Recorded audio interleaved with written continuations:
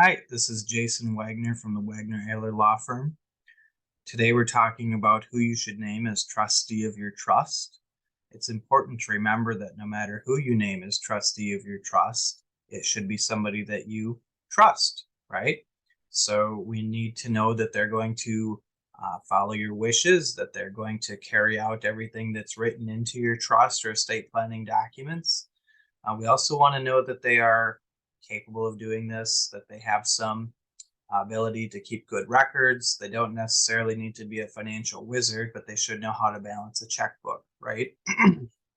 So, beyond that, well, then we get the question of, can my kids act as trustee of my trust? Yes, for sure. Your kids can act as trustee of your trust. You can name multiple children to act as trustee of your trust. The question is, should you? Um, in some cases, it's not really too much of a concern, but there's some things to think about. Is if you name one child and not the others, are is that going to create conflict? Are they going to be upset that one of them is named but not all of them?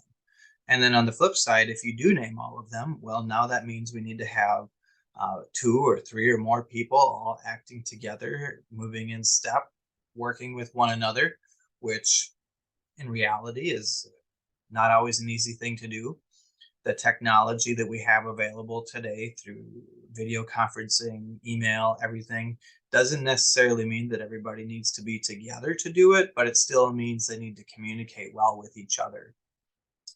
I have a number of clients that choose to name a professional as a trustee, and they do that for a number of reasons. Um, Part of it is it's just a lot of work, right? People feel very blessed or proud that they were named as a trustee, um, but it's not always a fun job. It can be a lot of work to go through the financial records, to find all of the assets, to clean up the house, to get something ready for sale, to work with the financial advisor, to contact the life insurance company, meet with the accountant, and also make sure all of this happens in an orderly timeline and then it's communicated to the rest of the heirs who may be sitting there thinking, well, why isn't this done already? It's a lot of pressure. It is a lot of work. I have had individuals that this isn't their what they do from their day to day, so it can take longer. It might require them to go part time if they're working, or even quit their jobs. So you put it in that context, naming a professional trustee certainly has cost to it. But when you compare that cost to what it might be for somebody to have to quit their job um, in order to do it, or to reduce their hours at their place of employment for 6 months to a year, you can certainly see that that cost is getting incurred somewhere, no matter what or who is named to act. We also have to think about um, the conflict. If there's a potential for conflict in the family, it rarely makes sense to name a child as a trustee. um, Sometimes that conflict is exacerbated if we have somebody within the family, even if they're professional, even if they're attempting to remain objective.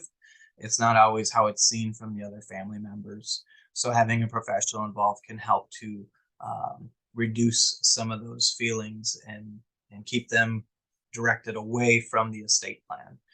When we're doing the estate plan, we want to make sure that the assets that you have go to the people or charities or whoever that you want them to go to. Division, conflict, disputes is not the plan to make sure that your assets are going where you want them to go. And who you choose to name as a trustee is very important in making sure that your plan is carried out. If you'd like to learn more, subscribe to our channel and follow us on YouTube and Facebook.